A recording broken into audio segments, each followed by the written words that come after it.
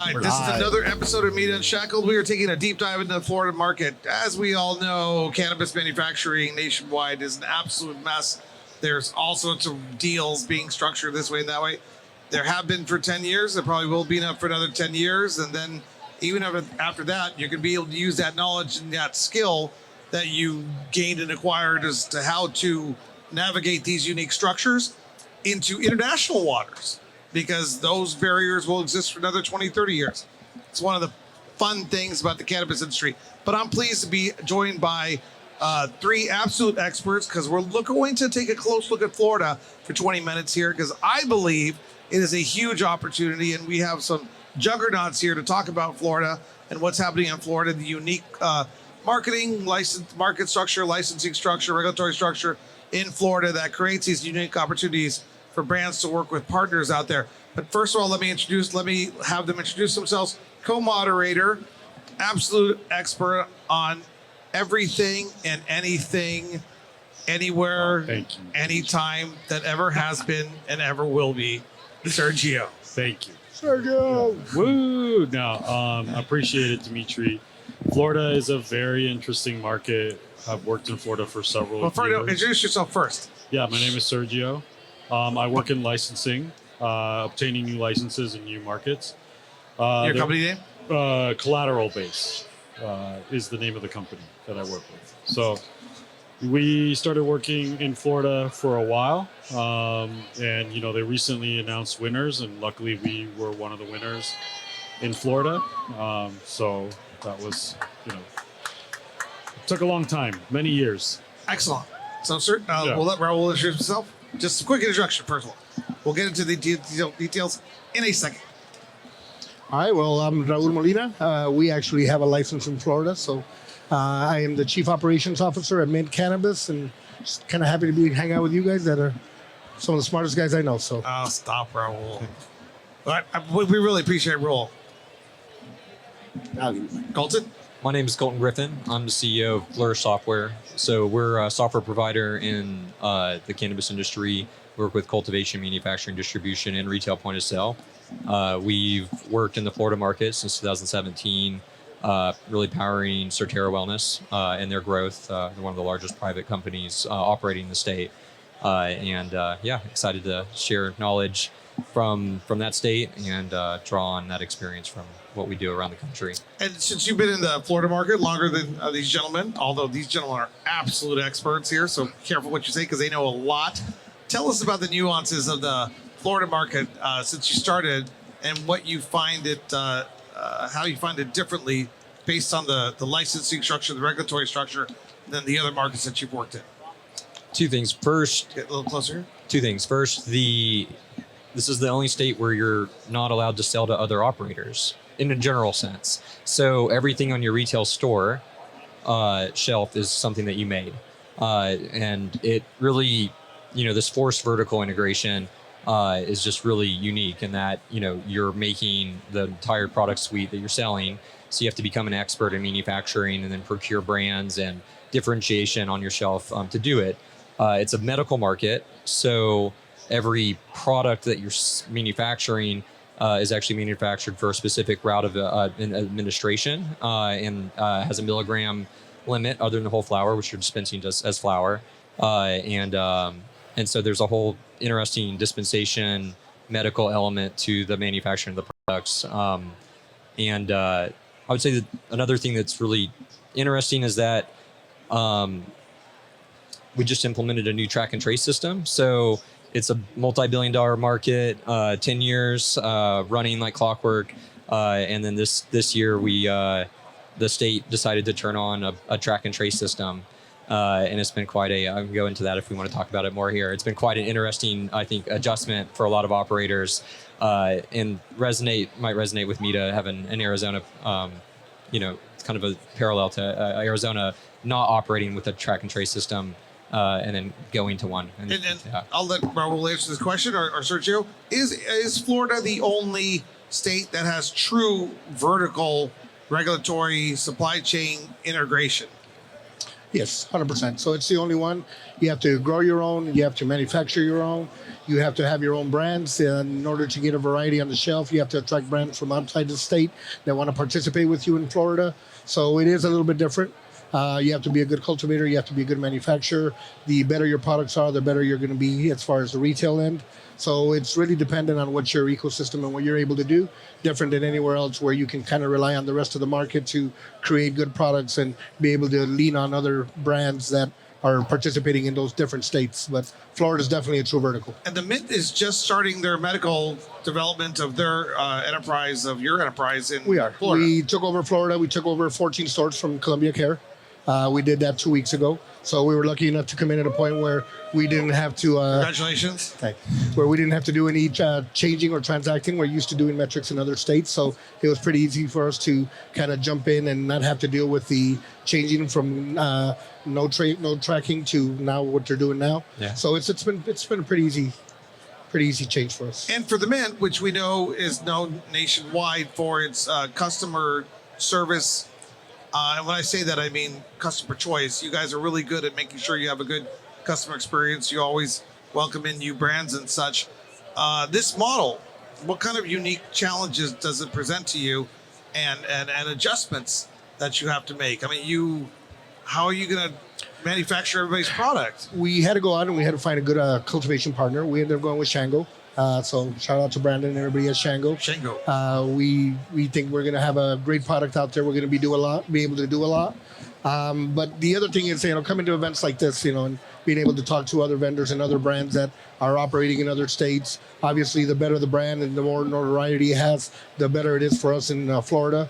But on top of being able to take the brand on and being able to work through the rules and the rules set in Florida, you also got to make sure that you have enough product to be able to feed them also.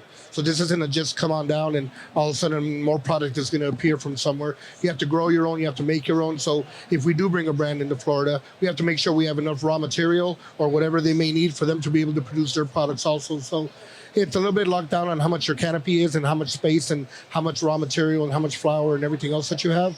So it's a fine line between balancing what you do have, making sure that your products are on the shelf, and then going out and finding the right brand partners to be able to do more and have a better variety on your shelf.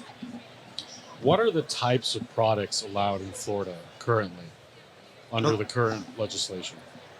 All the normal products that you would want to sell are allowed now. It was a fight to get flower into the program, but it's been a number of years since they've introduced whole flower now. Something that you wouldn't think of being tracked by like the state is they do dispense delivery devices. So we do have to track like our Puffco device and dispense that at retail. But yeah, from a product perspective in a manufacturing world, everything, topicals, edibles, vapes, extracts, suppositories, tinctures, the works. And the state posts that data every week, I suppose, on Fridays, I think, on the state website where they say how much products were sold each week. You see your ranking. Yeah, right. Can you tell us a little bit about that? Like, how does that work?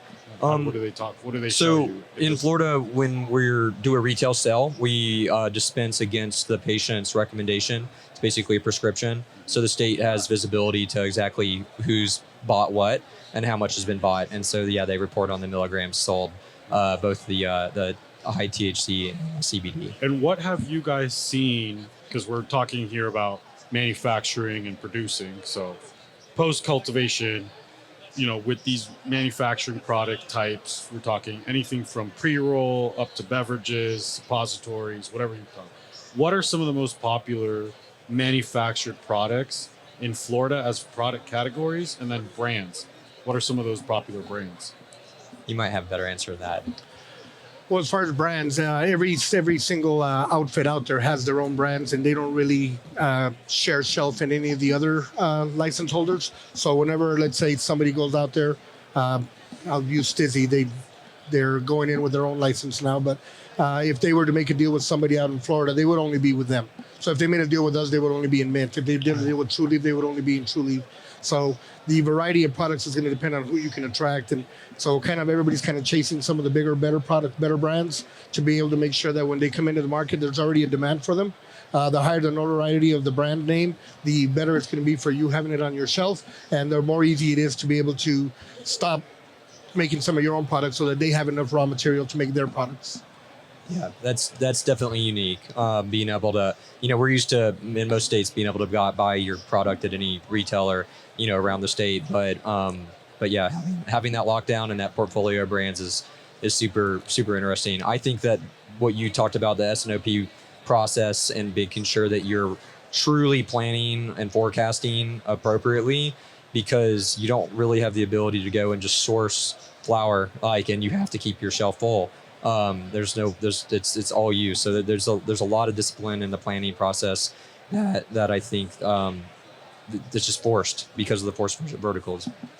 So one of the things I did notice, to answer your question, there is a lot of capsules being sold down there. There's a lot of topicals being sold down there.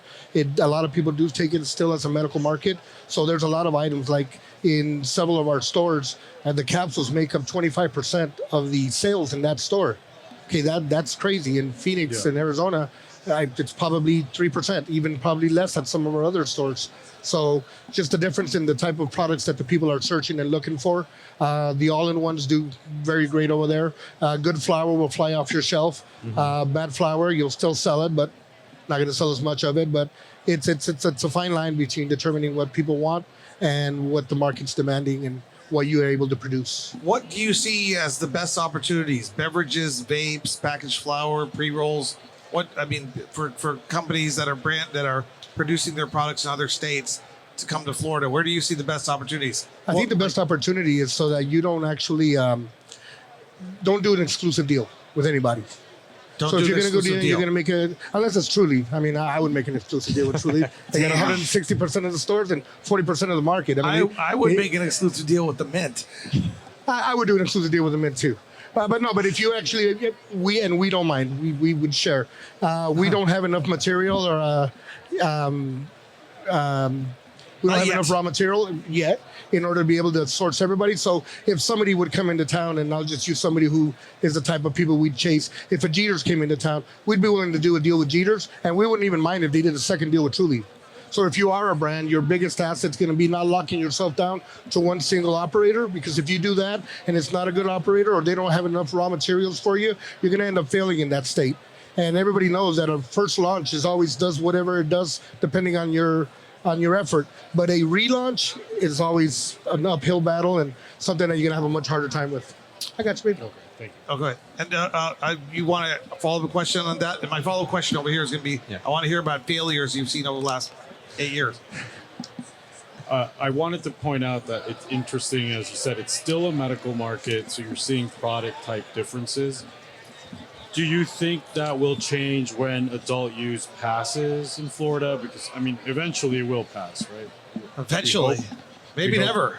Hopefully. But assuming it does pass, what product type changes will you see? I think if it ever does pass, I don't think that's anytime soon. I don't think it'll happen in the between the elections, and it probably won't even happen in the next election. At this point, for Florida to pass recreational, I think it's going to take a legislative change. There is a bill inside the legislation in Florida that's going to change any public initiative to go from a 60% to able to pass to 67. So right now it didn't even do 57 and didn't hit 60. So it's going to be impossible for it to hit 67. That's just Florida's way of saying they don't want any public initiatives. So I think if Florida does go rec, it's not going to be under this administration. Maybe DeSantis gets appointed by Trump to some kind of position, and we have a new governor, and hopefully they're more cannabis friendly. But I think it's a 2 to 6 year run before Florida takes another launch or another look at recreational. So I think the market is what it is right now. Nobody should ever be trying to build their business plan on what might happen, because in cannabis, nothing ever happens on the first round, and nothing ever happens easy, and it doesn't happen in the timeline that people expected it to. So the best thing to do is to understand the state and what you're working with, and work within those limits of that state and what you have now, and not worry about what's coming. So that's my 2 cents. That's some really good advice. Over the last 8 years you've been in Florida, Oh, there's failures. What brands have come and gone? What do you see? Any advice? Any thoughts on that? I mean, we've seen a lot, like the whole industry has over 8 years. The booms and the busts, the big capital expenditure coming in to build out these facilities. I mean, I think the failures that I've seen are the failures that we've all seen when a lot of capital comes in and a lot of excitement comes in. And a lot of money gets spent on things that, maybe could have been saved and spent elsewhere in the future. One of the things that we're at right now in Florida is just the price compression. So there's just like this massive discount war. And I mean, it's like the best price weed in the country, I feel like. Is it really? Other than Michigan. Other than Michigan. Other than yeah. Michigan? And so over investing in that brand identity and launch without fully testing and getting traction, I feel like we've seen celebrity brands and things like kind of flop with a lot of hype and a lot of maybe things that were theorized, but you have to deliver the quality on the product. So, along those lines, it's an important question. It's not really related to this topic exactly, but it is. Black market, gray market product coming into Florida. It must be pretty prevalent. What are they doing there? I'll tell you why I asked this question, because when I was at Benzinga, it was 6 months or a year ago, it was on the... It's banned now. That's what? I think THCA is banned. No, not the hemp marijuana debate. I'm talking about straight up like gray market, black market stuff. I got it. What are they doing to fight that? Nothing. So there was a bill that was put forward for DeSantis to sign that had passed both the Senate and the legislation out in Florida. He vetoed it. That's probably the last hurrah for anybody trying to block Delta 8 from being in Florida. Once again, things could change when new administrations come on board, but I don't think it really is. The Delta 8 market, which is what I call the gray market in Florida, is probably somewhere around, on the low side, I've heard several numbers, on the low side, $3.5 billion to probably $6 billion. So it's 2 to 3 times the amount of the legal medical market that's down there. So I think rec not passing is going to continue to feed that market, and it's going to be there. It's going to be there for a while. And at this point, since they decided not to block it, they should put out a program and make sure that they're overseeing that and there's some kind of regulation to make sure everybody's getting what they need. But I'm for it. I don't care. I want to play on both sides of the fence. So I think that Florida is going to be an incredible medical market for the next 4, 5, 6, 7 years, and at some point it will turn rec. The product will change a little bit. It'll probably turn more into pre-roll and all-in-one disposables, kind of like Nevada is, because they have 140 million tourists every year. Nevada only has 40. So that market, the Delta 8 market, Delta 9 market's being fed by the tourism that's going down to Florida. They can't buy it at the dispensaries because it's medical, so they go next door to the vape shop and buy their vapes there. Sorry, I'm smiling because there's They're this telling thing. us to be quiet. No, look right here. There's a high broccoli. Oh, I don't know what Like that that. is and why it's here. Anyways, you guys are absolutely wonderful people and absolute experts on the Florida market and other markets, other licensing structures, and other elements of the cannabis industry. 3 incredibly talented individuals. Closing thoughts, Sergio? He's going to tell me the meaning of life right now. Yes, Oh. no. It seems that there's been a lot of faith in the industry placed on certain states, and Florida seems to be one of those main states where a lot of the industry has put a lot of faith in it. When the election did not turn out the way that we had hoped, you saw a huge market drop with all the public companies. We don't know how the private companies have done, but from what I gather, they're not all doing too well. So is there any hope in Florida? And if so, what can be done? That has to be a rhetorical question because we're out of time. Okay, thank you. But maybe Raul wants to answer that question on his closing thoughts. Closing thoughts. You can just say how to get a hold of you if you want. guys, you can find me at, I'll give you my email, Raul at themintdispensary.com. Probably could have guessed that. I think Florida is going to be an incredible market. I don't think that I think that a lot of the MSOs got hurt. I think that there was even people who were on the stock market, on the market that weren't even in Florida that also got hurt. There was a couple of companies that aren't even active in Florida and their stock also went down. I think it would have been incredible for the industry had it passed, because they would have been able to, if that would have passed and 280E goes away, the firepower and the amount of dry powder that all the companies that are in Florida would have had, they would have been able to get profitable within probably a year or two. They would have been coming out of Florida swinging, picking up all the assets they could pick up across the country. There would have been a lot of M&As, a lot of consolidation. So I think in the long run, in the big picture, it would have stabilized the industry a lot. For people like me who are mid-sized and aren't quite anywhere close to those big boys, it allows me to continue to grow in the manner that we've been growing. There's going to be a lot of assets that are going to be fire sold in the next couple of years. Some of those MSOs that are down there are not going to be able to survive because it didn't pass. They were banking on Florida, and they don't have enough outside of Florida in order for them to keep going and doing what they've been doing. I think the story the past couple of years have been survive to thrive instead of, it's if you can survive at some point, the industry will turn and it'll survive, but it's going to take something as big as Florida, which failed, to kind of be the catalyst that puts the industry in a better position. And Colton, before your closing thoughts, Raul, I highly recommend brands work with you for this reason. Maybe I haven't shared this with you, is that, the brands, all they have is their reputation, and they care about the consumers. They care about the patients tremendously.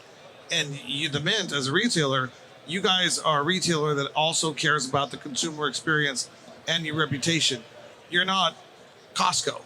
You know that the Mint's reputation matters, and the brand and the reputation of the people that you work with and the brands within there. So having that partnership, that synergy is that's a great thing. I don't think there's some other, I won't mention any names, that care as much. You got to care about the customer, and then you also got to care about the vendor.